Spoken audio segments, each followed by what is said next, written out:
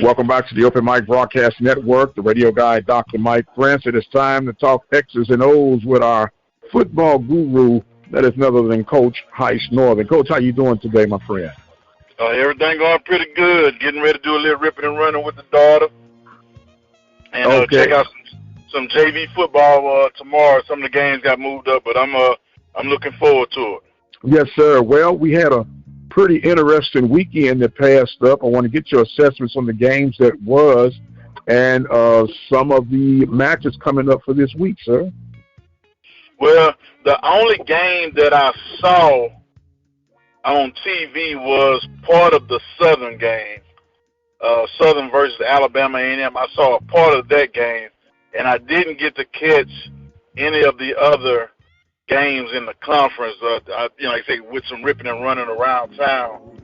But I saw that some of the scores got lopsided, and it's bad when you're looking at some of the scores that you see. And then on the other side, I was happy that Alcorn went out of conference and beat a Southern Conference school, so I was happy for them. But some of the other non-conference games didn't look good for the SWAC. Yes, sir. Well, you know what?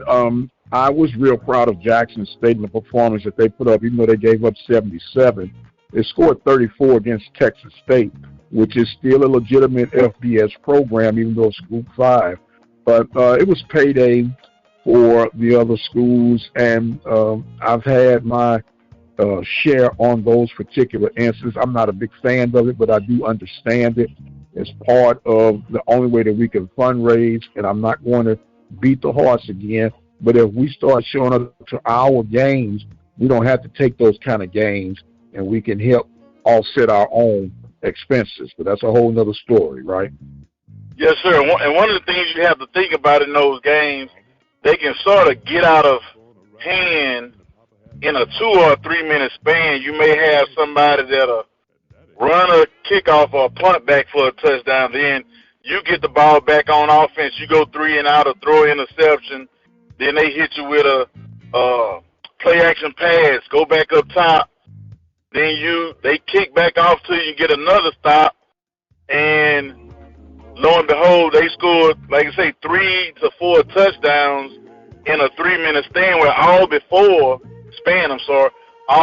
you've been playing pretty good football. And a lot of times the difference in those games start with special teams because, number one, the number of the guys and the size of the guys will, at our level sometimes, guys that you have playing on special teams are going to be at a 20 to 30 pound weight deficit, 2 to 4 inches height deficit, and the strength deficit is probably going to be 50 to 60 pounds depending on what exercise you're talking about. So, those tools that are coming in for the other school may be bigger, faster, and stronger than your ones on special teams, and they can turn a game in a hurry right there.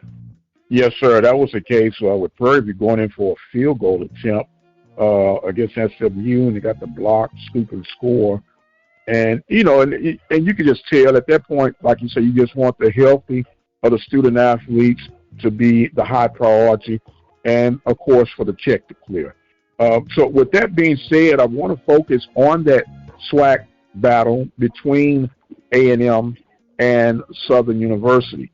At least for this week, Dooley got the gorilla off his back for a little while in Jag Nation, huh? Yes, he did. It wasn't a good-looking football game. Southern's defense stepped up when they needed to on a couple drives where both teams fumbled the ball at the 1 yard line going in, so it sort of evened out. But Alabama A&M's came in the fourth quarter with maybe 5 minutes left in the game. So that was a big turning point. They still had a couple of chances after that, but the quarterback play wasn't very good by either side. Both teams sort of struggled to run the ball, but that's going to happen when you're struggling to throw the ball and everybody's putting 8 men in the box or playing, they can play just press man and force you to make good throws, and neither quarterback was particularly accurate on that day. So it was a struggle. Like I say, it wasn't real good football to watch, but the Jaguars ended up coming out on top at the end of the day. Yes, sir. And sometimes, Coach, winning ugly is way better than losing pretty. I'll take an ugly win any day. Like I said, I had a guy tell me one time, he said, Coach, you know, if we would have won the game, you wouldn't be as upset, or you would, it's some things you don't let pass in victory that you would in defeat. So you always have to stay the same and try to make sure that you focusing on, you want to, you know, pat them on the back when they deserve to get patted, but at the same time, you got to focus on the plays that, just say if you're playing against a better opponent or a certain situation, it can cost you in a good game versus a good opponent, per se. Yes, sir. Yes, sir. Now, I know, Coach, and you've been on the other side of the coin as well, there's a lot of, I'm going to say, unjustified praises and pressure put on coaches for student athletes who might not be performing to their maximum capability. You train them, you put them in position, but it's still about them executing, and then it's a dumpster fire on the coach and say, well, the whole coaching staff needs to be gone, and this, that, and the other. And a lot of times people forget that, A, I'm going to put the best kid out there to help me win because this is my livelihood at stake.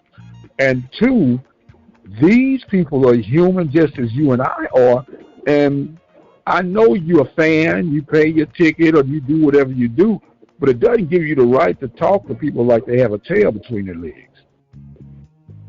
Yeah, that's a big thing. I mentioned it to some other people sometimes that a coach will put up with a whole lot of stuff from just say you might have a real good running back that he's going to be what they say, a habitual line step. He's going to almost always be right on time, a little bit late, might miss something, might do something in the dorm, causing a problem in the locker room, but you will put up with that kid. And what I used to tell guys is not that I don't like you per se. I don't like what you did, and we need to separate what you did versus you when I'm talking to you, because sometimes that voice can sound a little bit different. The other thing is, like I say, we're around those guys as a coach much longer than the casual fan is. You know, they like I say, they come to the game and see something, and it's real easy to see a guy running down the field wide open to the short side of the field, but the quarterback's read may be to the front side. Or it's real easy to see a hole that a running back missed, but you don't see the flash that he may have seen when it's ground level. When I say flash, I mean a defensive player may stick his head in the gap so he cuts wrong.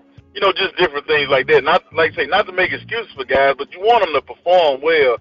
But, you know, at the same time, you know, fans going to be fans. And my old coach say that's short for fanatic. We need supporters and not fans, more or less.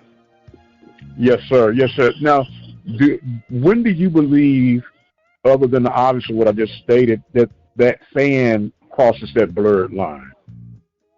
When they say personal things to you, or especially after a close loss or to a rivalry game, you know, you may get the email that you never see if you lose. If just say Prairie lose to Texas Southern, now all of a sudden Bubba's getting an email from somebody that he may have thought was in his corner, or you walking in the stadium or you walking in the locker room at halftime and somebody says something to you real derogative, or God forbid, you walking off the field with your wife and your kids and somebody says something that they normally wouldn't say, or they know they wouldn't say to you if they just saw you on the street somewhere.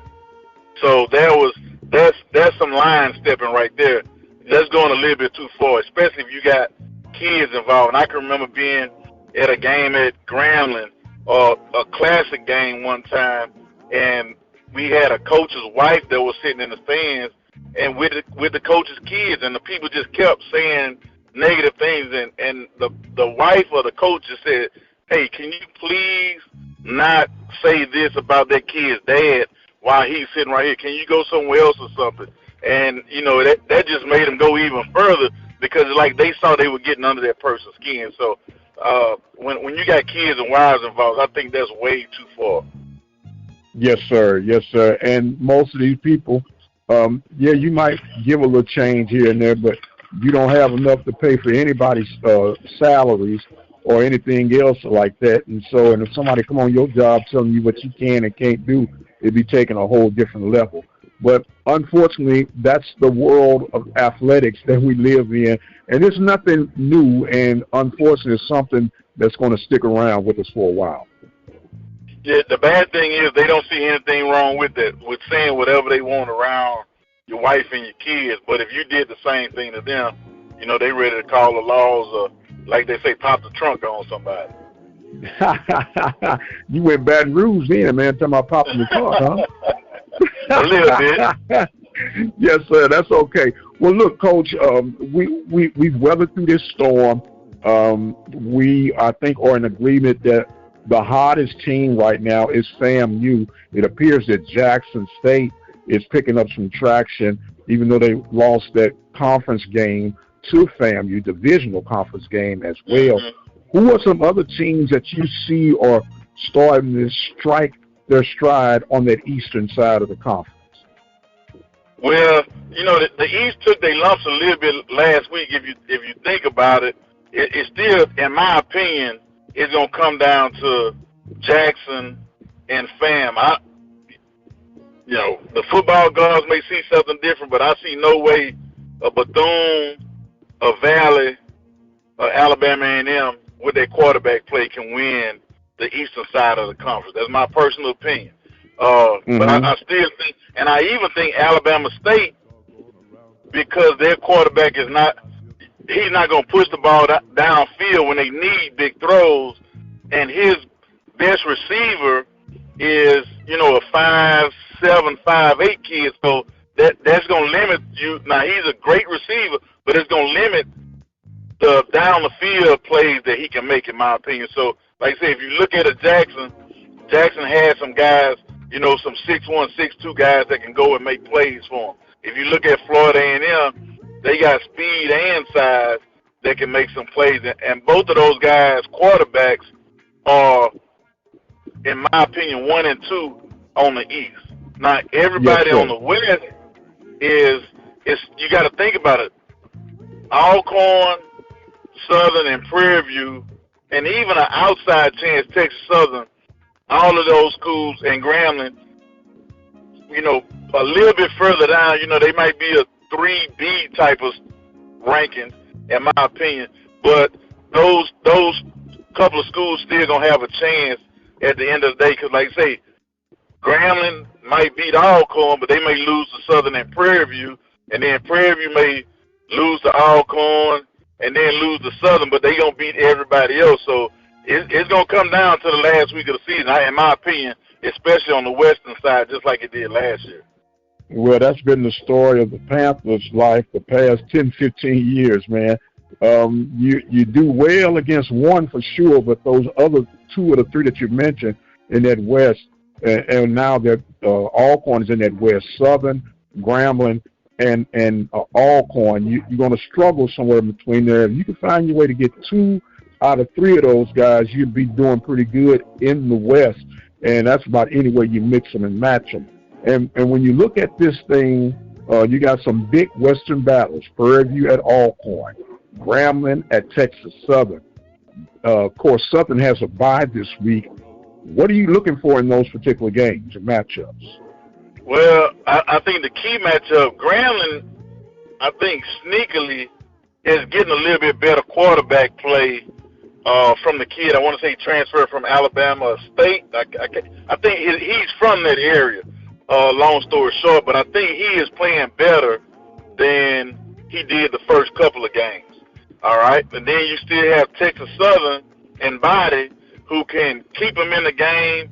At the same time, he can, you know, throw him out of a game as well. So that's going to be interesting to see which defense is going to make the bigger plays for their side. I really like the personnel of Texas Southern defense. They got some, you know, one of those defensive linemen, I want to say number 0, is a big kid that probably would normally be playing defensive tackle, but in their 3-3 stack defense, they have him playing defensive end, and he is a load.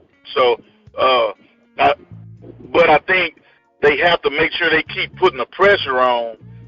They started playing a little bit softer against Prairie View, and it ended up costing them towards the end of the game. Now, the Prairie View Alcorn game, that one is going to be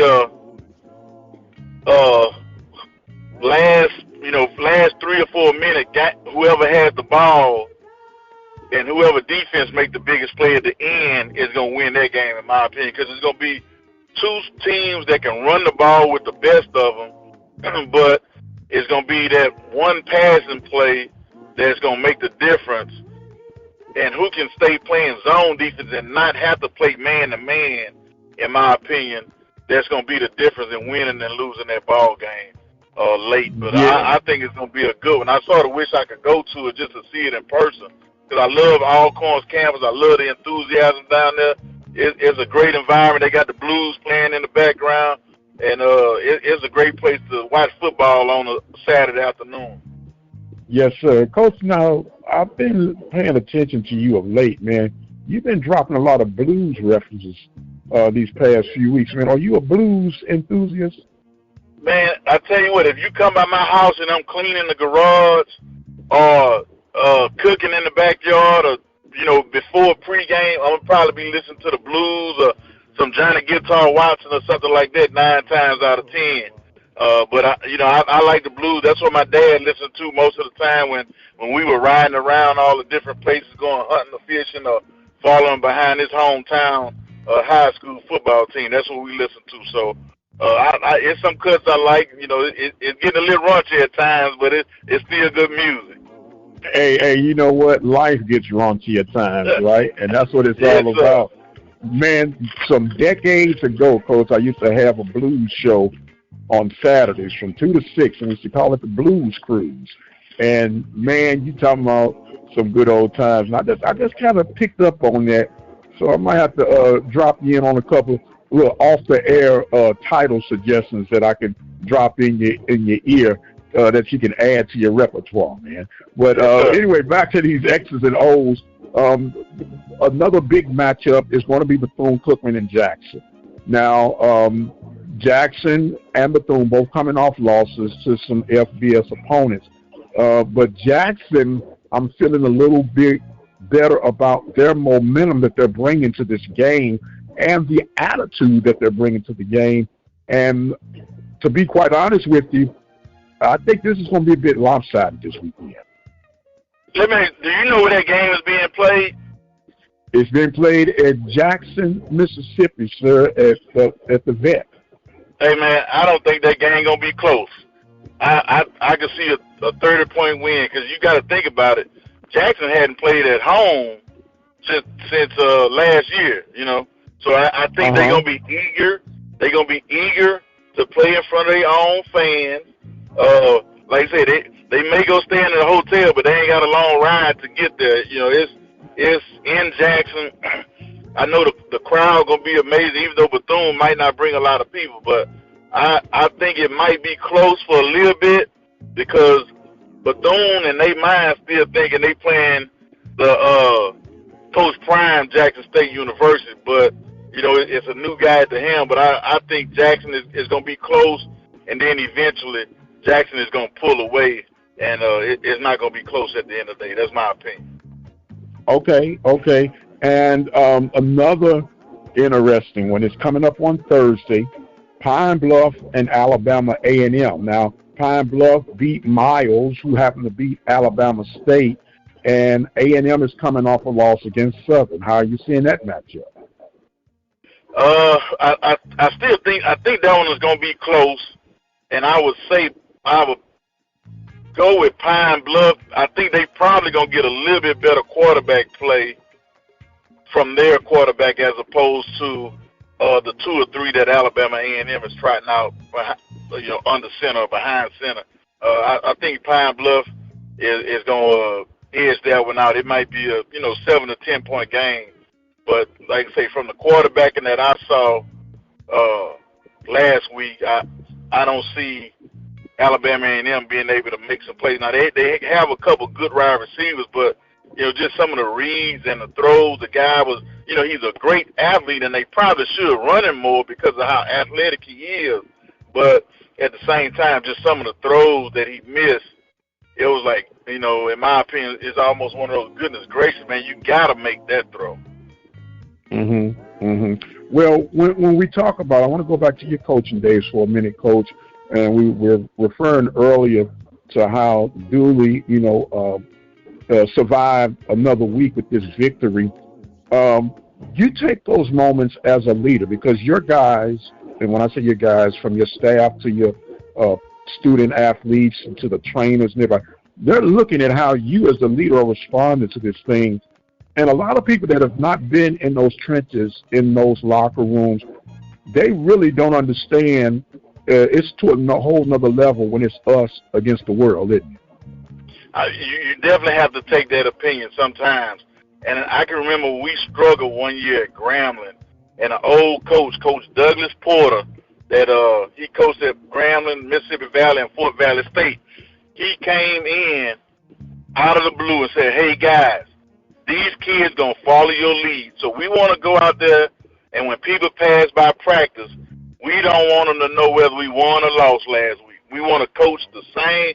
He said, now you want them to be miserable, and sometimes you want to make practice harder, but you don't want them to see it in you that you are disgusted either with their performance or your coaching performance. He say we need to be out there patting kids on the back. Hey, man, we got this. And he said two things he said. Number one, if you put your arm around a kid, you can tell him anything you want. You could cuss him up and down, but if you put your arm around that kid gonna think, man, that guy care about me. He said the other thing was just to make sure that no matter what the situation is, it doesn't get personal.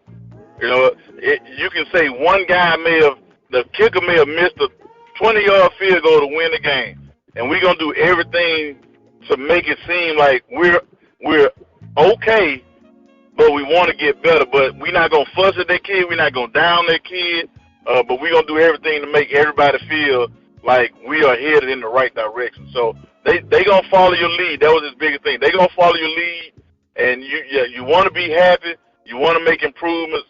But like I say, if you're on the other end, you got to find a way to get things going. Maybe do some blitz pickup at the beginning of practice, or maybe have it a little bit more competitive at the beginning of practice. Offense versus defense, the players call the plays, and whoever, like I say, if offense scores a touchdown, then defense might have to run after practice. Or you might say if defense stops them, and after practice, they might get a Gatorade. Like I say, you can get a joker to do an hour's worth of work for a 16-ounce Gatorade on the college level. So, it's just small things like that you're trying to keep them going without letting the outside world see that, hey, coach is upset with us and all that. We still in this together, because it ain't nothing like being in a foxhole with somebody. Yes, sir. Yes, sir. And, Coach, I've been meaning to ask you this one for a while, too. How do you deal with that bandwagon, and I'm talking about a fan? They'll talk you up and down like you don't even have a soul if you're struggling, but the minute you start, well, Coach, I had your back all the time. Way to go. Good job.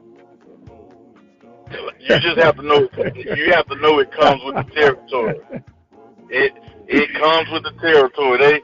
It's we when we win, and it's them when they lose. So I learned that a long time ago. So. Like, I always mess with my wife about not having good pronoun usage. When we talk about, we getting some new furniture, we getting some new curtains. I'm like, shoot, your pronouns worse than the fans over there. Well, in my case, Coach, we getting it, but I'm paying for it. So yeah, hey, sometimes it's the way it be. Like they say, if mama happy, everybody happy. Yes, sir. What's yours is mine, and what's mine is mine. That's my household is. But you know what? I'm not going to complain. 34 years and still going. I just have to take it as it comes, sir. Look, Coach, we are so thankful for you coming in. We want to give you some closing thoughts and comments for this week, sir, and the floor is now yours.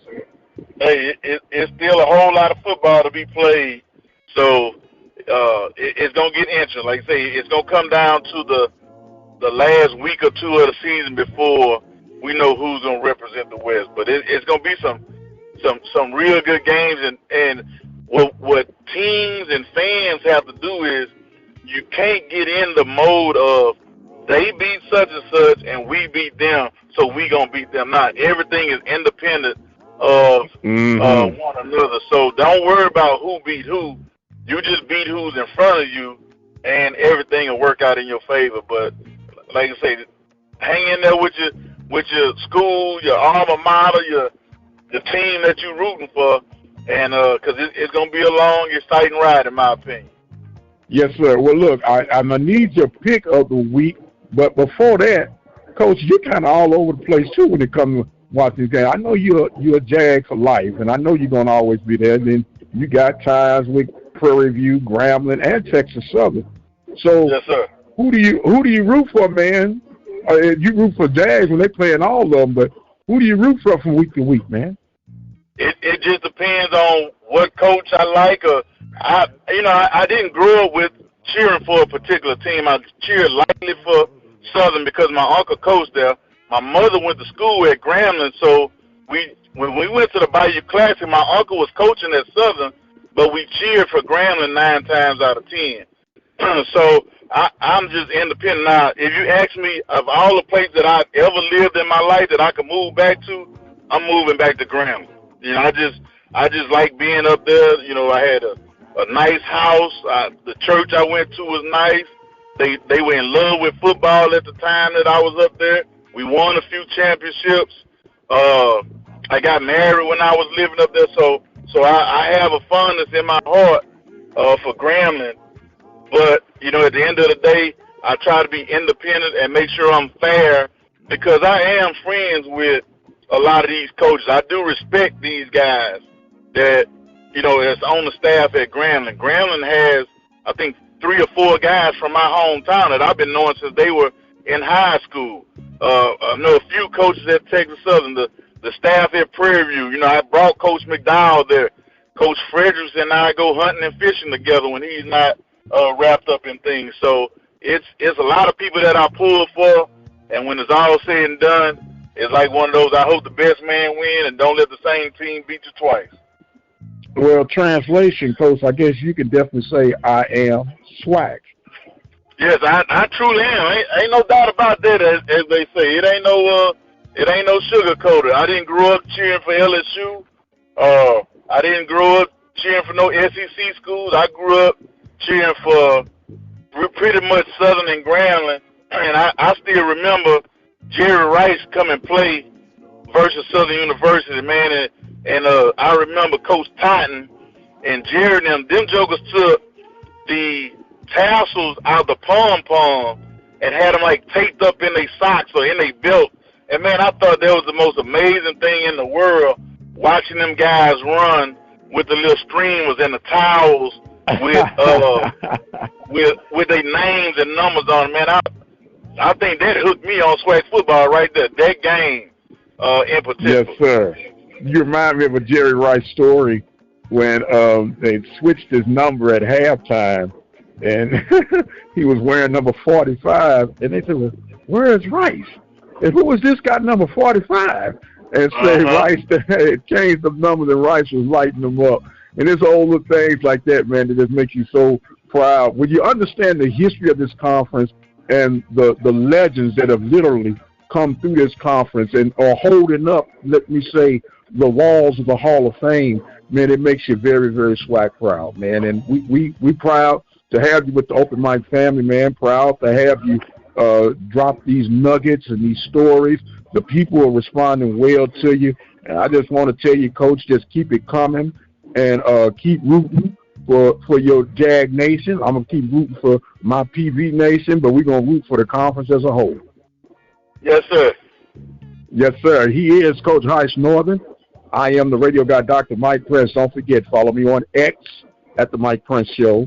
the YouTube channel is the Open Mic Broadcast Network. And until the next time, and I forgot, Coach, who's your game of the week, man? See, I almost forgot just that quick. Game of the week.